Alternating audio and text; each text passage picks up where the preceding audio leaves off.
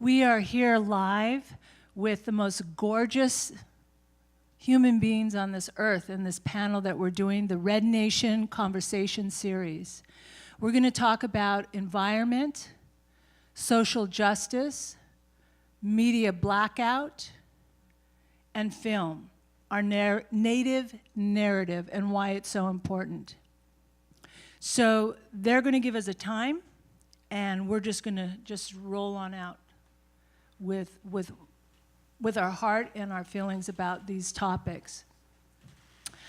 I know for myself, this has been an extraordinary experience being in this industry for 40 years. Having starred in the first contemporary Indian woman story ever produced.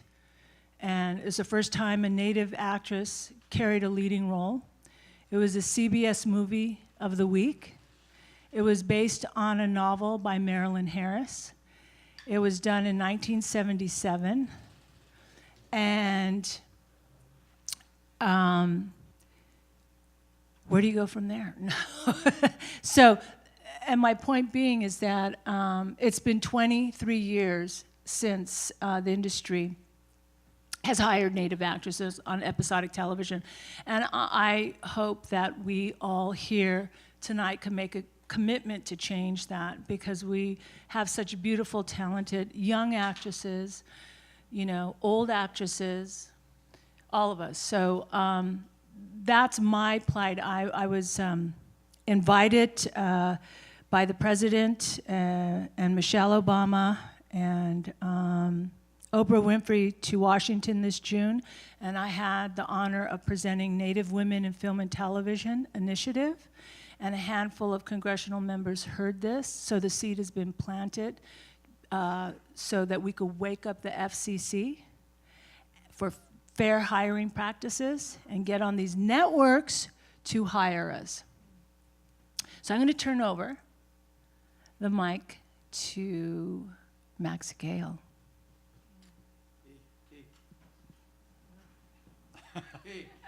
Hello. What would you, because I'll set a groove here, I guess, but what would you like me to go at each of those topics, or just, No, just like, what are you about, Max? Well, my story, I guess, is that I found my way into acting, and the next thing I knew, I was in a television comedy in the late 70s that ran on into the early 80s. But my first acting gig had been as the chief in the stage production of One Flew Over the Cuckoo's Nest. So in San Francisco when Alcatraz was happening, and then I did it in New York when Wounded Knee was going on. I mean, I grew up in a state named, Michigan is an Indian name. I grew up,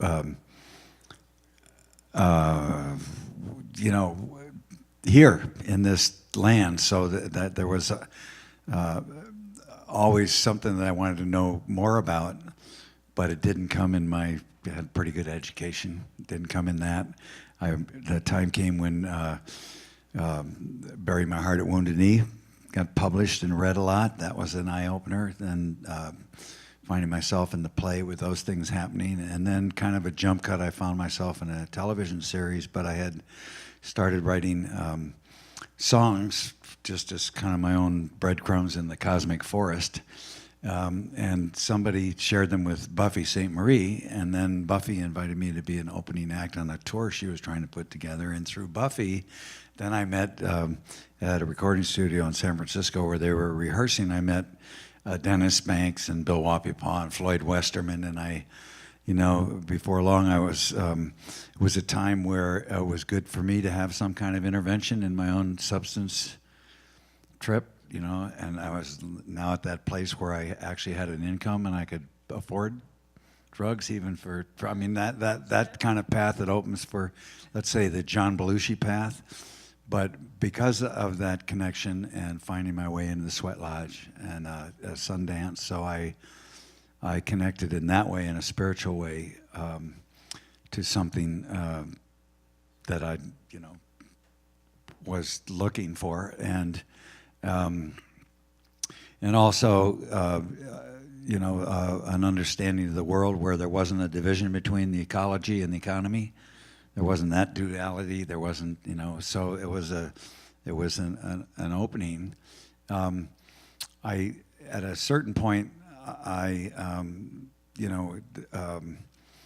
when the longest walk was started in the what was it, 77, and I spent a certain amount of time on the walk, and I saw they weren't getting the attention they wanted. So in those days, if you were in a TV show, network TV show, you could get on all the local morning. There wasn't the View. There was every city had its own, but I also learned when I got to New York, I got all the things I tried to set up to share. That was all canceled out by the head of ABC Publicity, who said, "Oh well, the Indians, they got Marlon Brando, who was in Tahiti at the." It was a lesson. So, in how do you and in an efforts to try to take you get in a TV show, then you're on a path to a kind of a conveyor belt of media. That story, which version of the story of the guy this year that has a TV show, that kind of thing.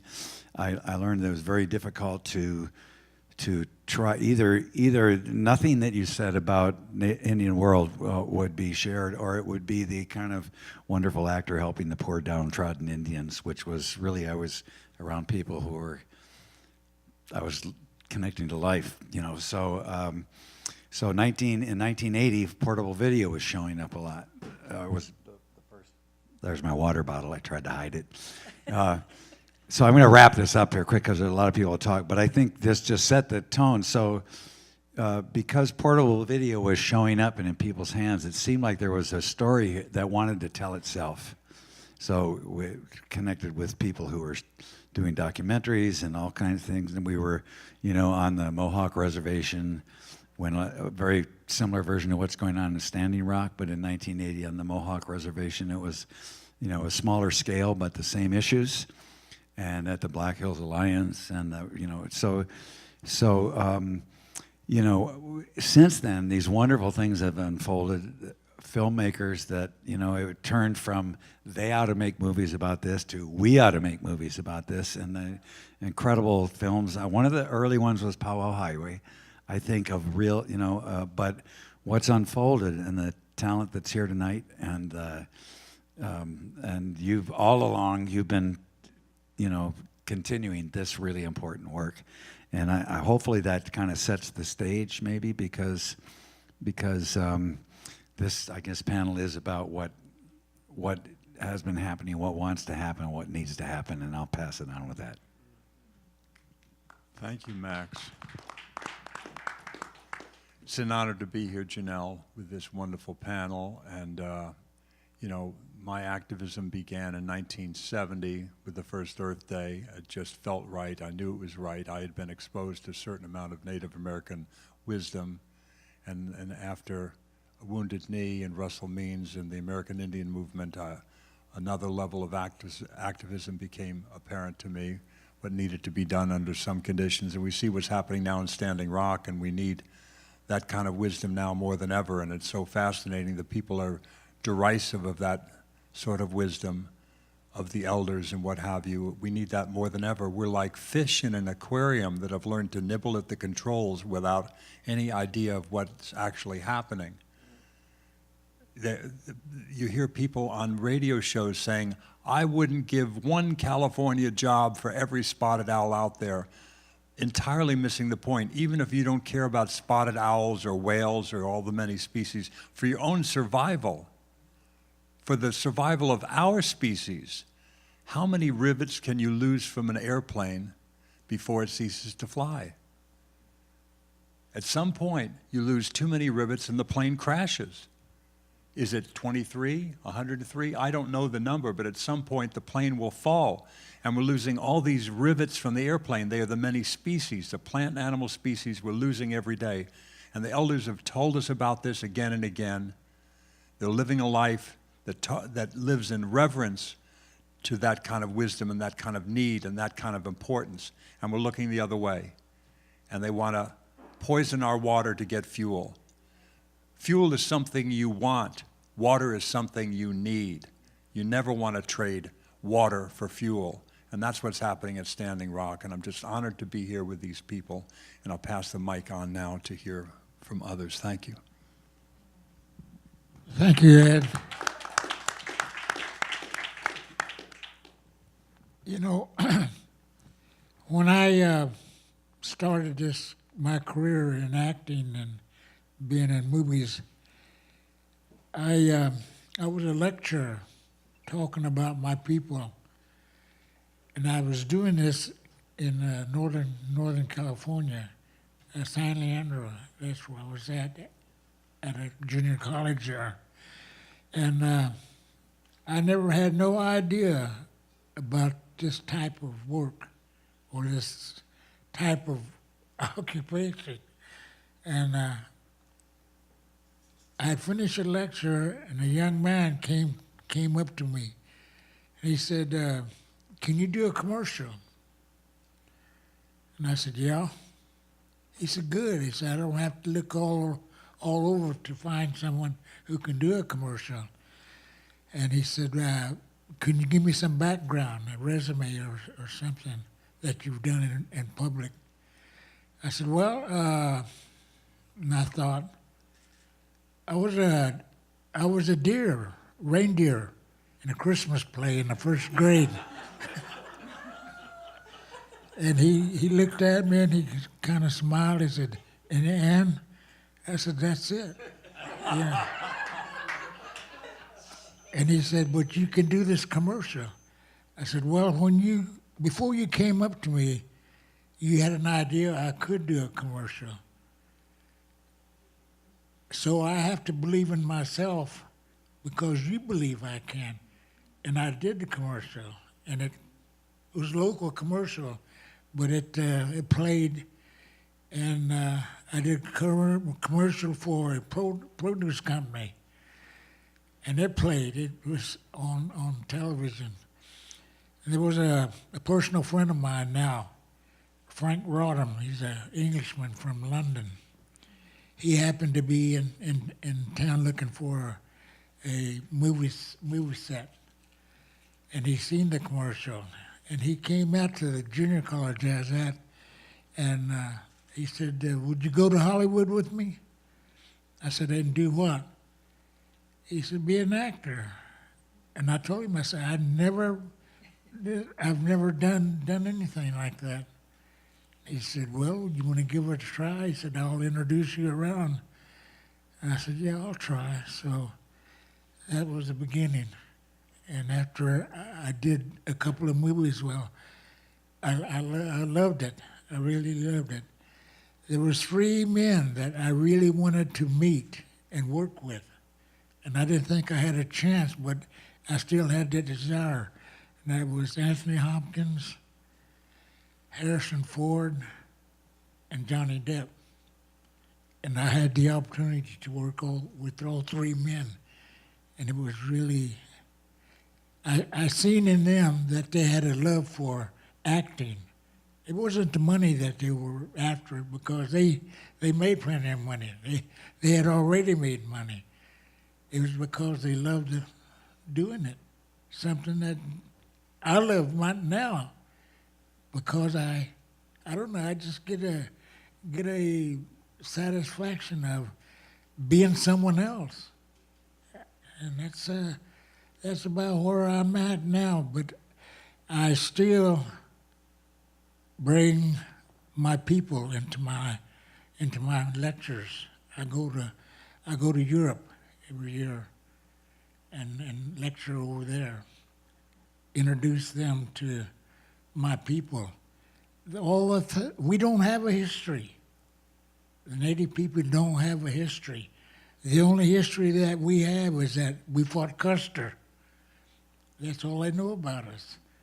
So I try to tell them that we have doctors, lawyers, and professional people too.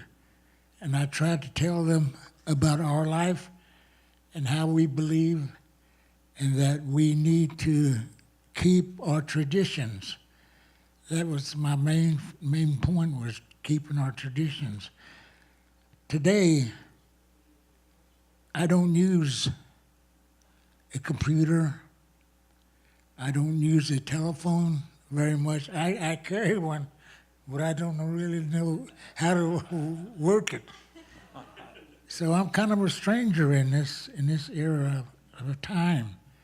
But I'm satisfied because any situation I'm faced with, I solve it with my thinking, with my mind. Because I remember my grandpa telling me, when you lose something or when you don't use something, it's taken away from you. And I don't want to lose my mind because I solve my own problems and not pushing on a button or a computer.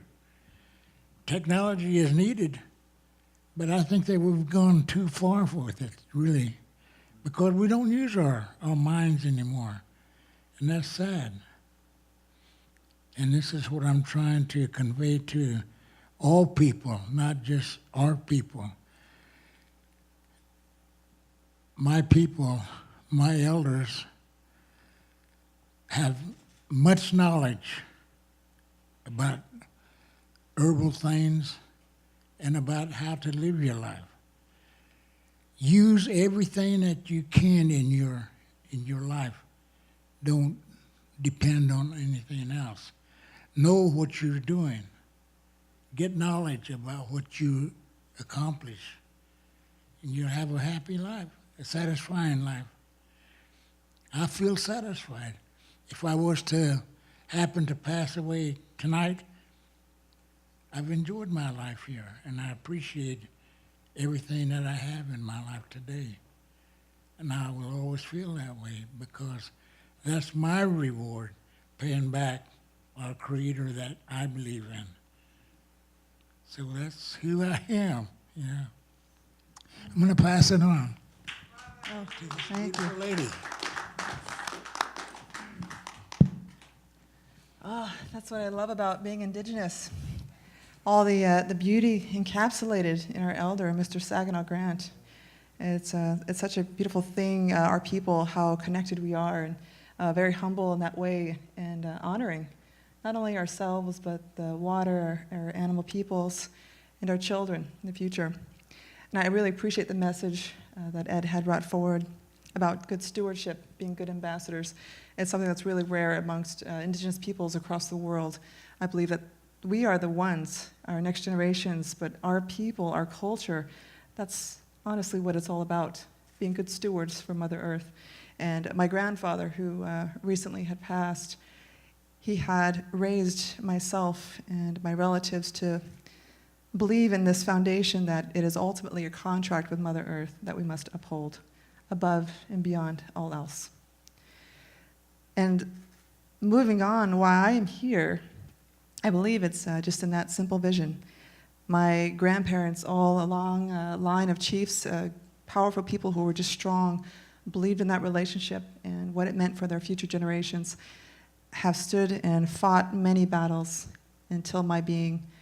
And in all of their teachings, what they have said is simply that we are going to fight even if there is no tomorrow, but we're going to continue fighting for those generations so that they can live and carry this message on. And it's a very powerful one, very powerful contract and promise that we made. So I value that, and that's why I'm in office. My grandfather reminded me that this is why you need to run. You need to be the voice for the people. And it's very unique, this role I find myself in. I have an energy policy background. As we're talking about Standing Rock, this issue about energy development and the energy perspective, I love that when the Pope came here, he said that the world should be watching and listening to the Indigenous peoples. They should be at the forefront. They should be the one guiding the direction of energy and utilities in the world. And I faithfully believe in that, and I fully value why he said that. And it's because we are the stewards to this day. But we have to be very responsible about it. And we know that while some may have cell phones and not quite use them, and in good reason, there are those who, they are never going to give up their phones or their cars or turning on the lights. But what we have to do now is just continue to be more responsible. And so for that, in my position has been to push clean energy renewables. Tribes throughout Indian country have now taken on a leadership role to devise their own energy self-sufficiency. They're promoting wind power, geothermal, solar, and it's amazing to me because even the Salish Kootenai tribe in the northwest region has taken on their own dam, looking into hydropower and now devising their own hydropower. But it's powerful to me because while we're very much economically self-sufficient, we're also trying to promote and lead the way in terms of energy use. So we have our brothers and sisters at Standing Rock who are struggling, trying to prevent this pipeline. While there are millions of pipelines that go through the US, the issue has become that this one particular pipeline would run through a water system that would impact 17 million people. Now that's a huge issue. It's not just a sovereign issue for the Standing Rock Nation, but it is a matter of life. So to me, it's getting back to energy policy and design, working together, but having a voice. And it all comes down to every state in the nation and how they're working together, whether it's utilities through the grid system or how we're implementing energy policy to design the usage for consumption. And so my particular leadership role, why I have the great privilege, is not only being an elected official in Idaho and trying to drive these discussions on the state and national level, but representing the 13 states in the region, western region of the US, to try to promote this modern day clean energy usage, and then also trying to take that to the UN, because we have now a world forum of energy discussions taking place, and there are very few Indigenous people representing not only the US, but the world. So I've been asked to step up and be that one elected official who happens to also be a proud Indigenous woman, and that voice is very necessary. But it also speaks to the need of why more Indigenous people should be in office to represent our population, because we stand for so much. And while I say it's very humble, it's very truthful, very honest, and very deeply rooted into a long-standing history, a heritage that no one can challenge. But I very faithfully believe in everything that has been said, in our elder, and I think that's why it's such a complete honor to be here standing with Mr. Grant, because what he has talked about is simply the blessing to still have clean air and clean water. And now that it's our turn to stand up and fight, we have to remind ourselves of what's actually going on in the world. And so not just in terms of how we want things to believe or be, but to walk that talk and not be hypocrites and simply be part of that discussion in a positive way, but to lead that discussion in the way that I'm trying to now. But I think that's my role here, is simply to talk about that as a legislator. And Indian country, Indian gaming, while all the facilities throughout the US that are devised within Indian country, they also are walking their talk and devising ways through our Clean Energy Initiative with the National Indian Gaming Association. So I also serve as the chair of that as well. And so what we're trying to do there is lead by example, to tell everyone in the industry that you can be self-sufficient, you can run your own utilities, but do it right and ensure that you're not compromising water, that you're not compromising your clean air or your land, and lead for your children's sake, because they deserve to inherit a clean earth. So to me, ultimately, that's what this is all about. So thank you.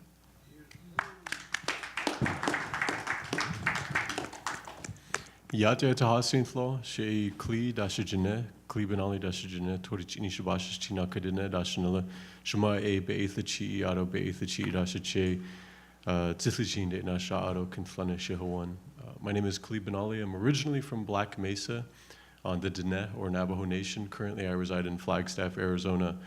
And thank you so much to Janelle and Red Nation Film Festival for inviting me to be on this panel with so many wonderful minds, so many wonderful hearts. And this is a critical discussion that is very timely, considering the crises that we continue to face and the shifts of political power right now that seem to be threatening to exacerbate the issues that we face in our communities. wherever there's an environmental crisis, there's a cultural or a social crisis, because we are people of the earth. No one can live without clean air, clean water, and clean land. But for some reason, people like to think and try to act like it. This is the basis, the conflict that we have. I say that I come from Black Mesa, and that's where more than 20,000 Diné people have been forcibly relocated because of coal mining. Peabody Energy has been operating since the 1960s. 1974, US Congress passed PL 93-531, the Relocation Act, which led to the forced removal of our people. But to this day, to this very day, for more than 40 years, we have elders who are still resisting this US law. All the US might, all the US power, they are considered the greatest, so-called greatest superpower in the world, has not been able to move these elders. And their form of resistance, the greatest form of resistance that they've had, is to continue to be who they are, carry on their culture, to pray, to plant the corn, which is sacred for our people, to herd the sheep and raise them. And of course, when needed, resist the authorities that are coming to harm their way of life and interfere with that. And so this resistance still it continues to this day. We have elders in the so-called United States that live without running water, live without electricity, who are living very self-sufficiently. Many of them don't speak English, and they continue to wage resistance. So when we're this Native American Heritage Month, this time we're talking about thanks-taking, as I like to call it. We really have to be grateful for our elders who continue to be that guide and that force, and to make sure that we have that space to carry our breath forward for future generations. I also want to recognize that media is in the ability to amplify our voice in a way that is unprecedented, is important to recognize. The democratization of media with social media, which is playing a very key role in the Standing Rock struggle, needs to be recognized and acknowledged. I mean, with, as you mentioned, media blackout, Indigenous people have, been largely ignored, and I don't like to play into what can be categorized as the politics of recognition, but the reality is that when it becomes permissible to desecrate a sacred site. It becomes permissible to violate human rights when you render people non-existent, invisible, when you can, just sort of bury in sort of treat people like, or dehumanize people, basically treat people that they're and talk about a people who are in just the past tense. But we are still here, and we have to demonstrate that with whatever tools we have available, and that the powerful mechanism that people are using right now in struggles like Standing Rock is social media. I mean, when corporate media, won't tell our stories, and we have to be creative. And corporate media historically hasn't told our stories, and that's why we are being creative in this way. So, especially in times of great crisis, it is our responsibility as artists, to amplify those voices. And so, being able to tell stories and that's why it's so inspiring to see folks like Cody Dayish, be presenting and be recognized and honored for the work that he and his crew are doing in the community. I work with a range of organizations. Out of Your Backpack Media was started in 2004 as an Indigenous youth response to the need for media justice in our communities, and we've also focused on media literacy, which is a critical component of media justice. And just to break it down, is that we recognize that corporate media is not going to tell our stories, but we also have access to the tools to be able to tell our own stories. And so media justice is really concerned with, who's framing a story, why they're framing a story, and who's left out of that frame. And so we have the access, a powerful component of media justice to have access to the tools to be able to tell our own stories.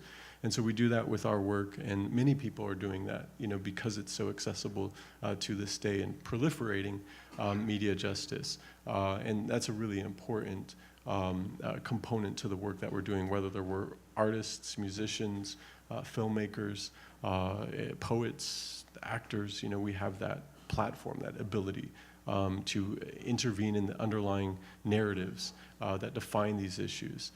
So there are a range of points of intervention, and I also work on protecting sacred sites. For the past 20 years, I worked in a campaign, and really it's not a campaign, I don't even see it as an organization, because it's just continuing the resistance and the duty that we have to protect sacred land and water.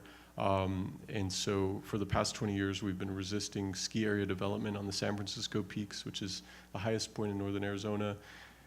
Long story short, it's a mountain that's sacred to 13 indigenous nations, a ski area. The mountain is managed by the U.S. Forest Service, so it's public lands, it's your lands.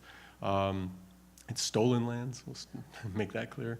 But the U.S. Forest Service manages it, and they've permitted a ski area to develop on this mountain. And the most controversial part of the development that the ski area has with its expansion is to make snow out of 180 million gallons of treated sewage purchased from the city of Flagstaff. So they built a pipeline, a 14.8-mile pipeline up the mountain, and we intervened. We filed lawsuits, a range of organizations.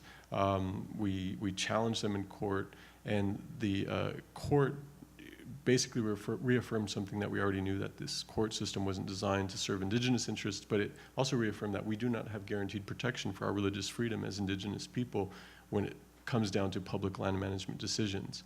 And so we had to, when the courts failed us, when the petitioning failed us, when the politicians let us down, we had to intervene with our bodies. I've personally been arrested 3 times. I was actually charged with federal charges, and one day I found myself in a jail cell with my feet shackled with chains, my waist chain around my waist, cuffed to my waist. And I was being charged with federal charges of interfering with the operations of a Forest Service officer for delivering a letter 3 months before. The U.S. Forest Service, this is in 2012, did a 3-month investigation, 400-page report.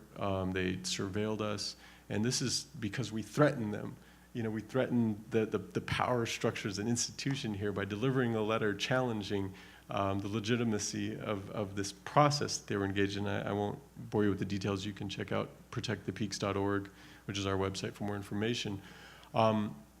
But the government process failed, and although we had more than 50 people arrested, in ongoing direct actions, and we now seems to be people that are inspired and awoke regarding Standing Rock. And this, is because, it's not just because Standing Rock is an exception. Standing Rock is how we've been treated as indigenous people, for hundreds of years. And at some point, we all have said enough is enough. A line has been drawn there. And this is really important, and this is why this is historical. This is why it's a critical time, is because we recognize that climate justice is the greatest crisis facing humanity, but it's a consequence of the war against Mother Earth. So we have a sacred duty as people of the earth who need clean air, clean water, and clean land to live, to be caretakers. That is incumbent upon each and every one of us, because we share this earth together.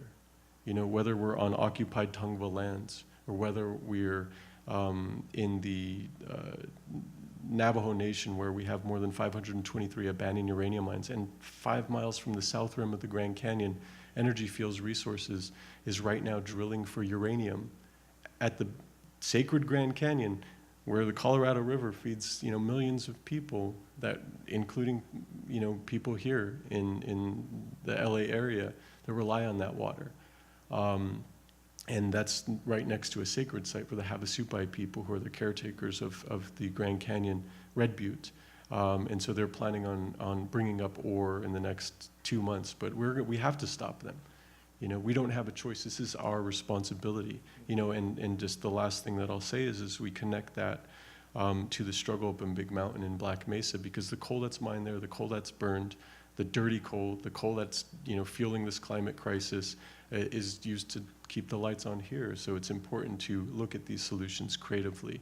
But also, it's not just about shutting down, or in order to shut down this pipeline, we have to challenge the systems that create these pipelines. How are we implicated in this? We have to look at the systems of power, capitalism, white supremacy, heteropatriarchy, the issues that we face in our community, and challenge these power structures as well. So I want to thank you for the opportunity to provide some input and recognize that we're implicated in this struggle. That doesn't mean we should be paralyzed by fear at what's happening in this political crisis. It's to recognize that we have just that powerful opportunity to apply ourselves in a way to provide those that energy that we have to make that change in our communities for a better world, because it's up to us to ensure that we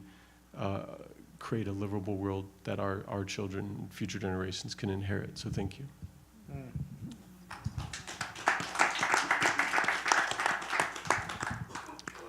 Wow. These are some wonderful words.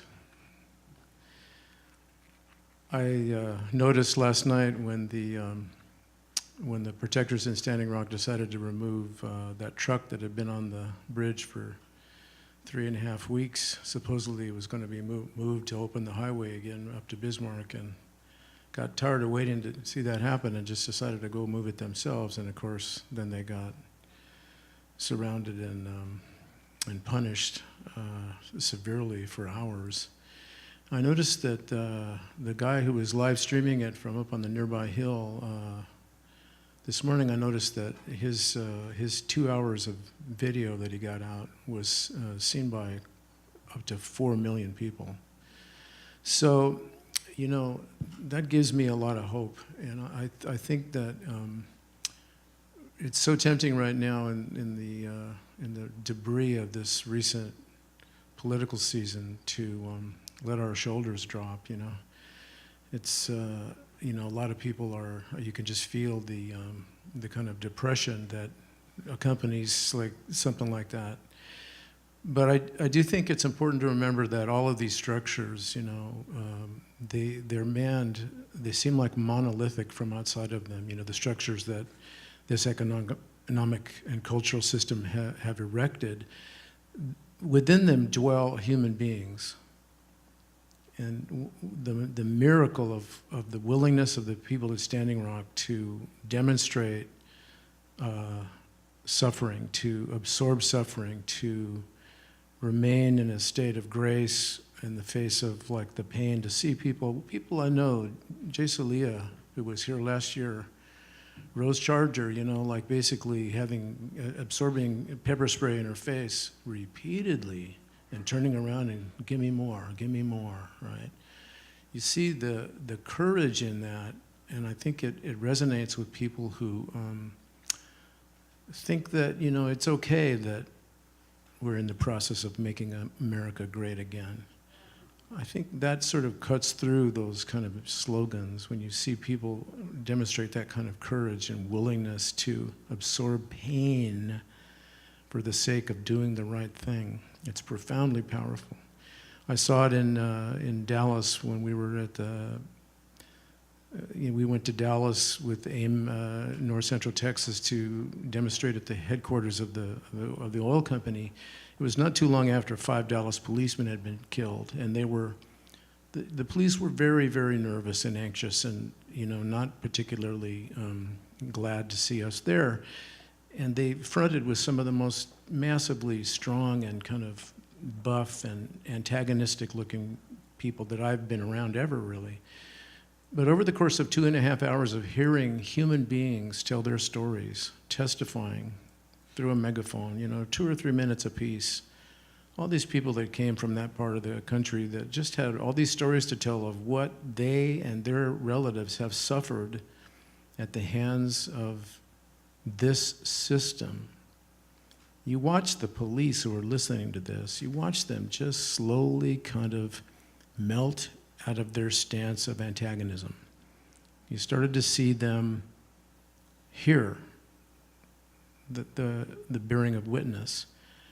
And the things they told us we couldn't do, like we couldn't step off the sidewalk or go around the building, when people decided after listening for 2.5 hours and people decided, we're going to start making a lot of noise and we're going to go around this building and yell. And they allowed it. They basically heard the power in the message. I think that's potentially what can happen right now if we just don't give up. Whoever's listening to this, whether you're a person who's got indigenous blood or you're not, or you're interested in this for whatever reasons, the great takeaway, as has been so eloquently described here, is that it's time to make a stand for the sake of the future.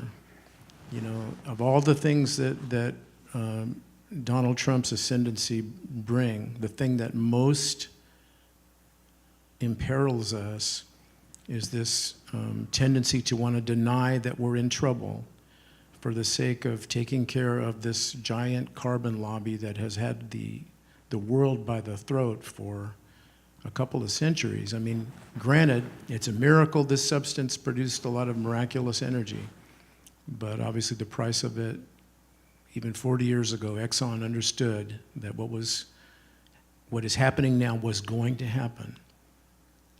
You know, they're a giant corporation, and they had a vested interest in protecting their power and position in the system. And they chose to keep what they knew a secret until somebody else said it, and then they started to lie about it. That was 39 years ago. I mean, you look back and say they could have made a choice to do differently, but it just was not in the capability of a giant American corporation at that point in time to actually do something for the public good that would cost their market share. So we get that. It can't be left to them. It can't be left to the system. It has to be left to the people who can understand what's going on and stand against it. So whenever you see anybody in social media, anywhere you see it, who parrots the lies about what's going on with the climate, I think it's our duty as human beings to call it out, to counter it. That alone, before everything else, is an imperative. We have to tell the truth about the necessity to move beyond this system for all the reasons that have been so eloquently stated here today. And that's my prayer, that somehow we're going to be able to grab a hold of this issue before it gets any further down the road. And I think Standing Rock is a miracle in that regard. You know, it communicates that idea to so many people who otherwise wouldn't have thought of it. So it's the gratitude I have for the people that are doing that there is immeasurable, and that's my prayer, that we hold on to that. And all of us, you know, it can be so inconvenient to be the person who wants to call somebody out in public, but it's just an imperative right now. So that's my prayer. Great night to be here with all of you.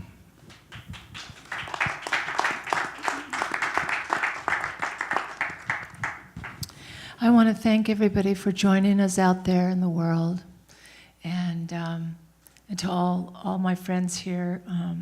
I appreciate you and respect you, and I'm so happy that you guys stayed and we did this panel. We did it. Yeah, we did it. Thank you. Thank you. Good night, everybody.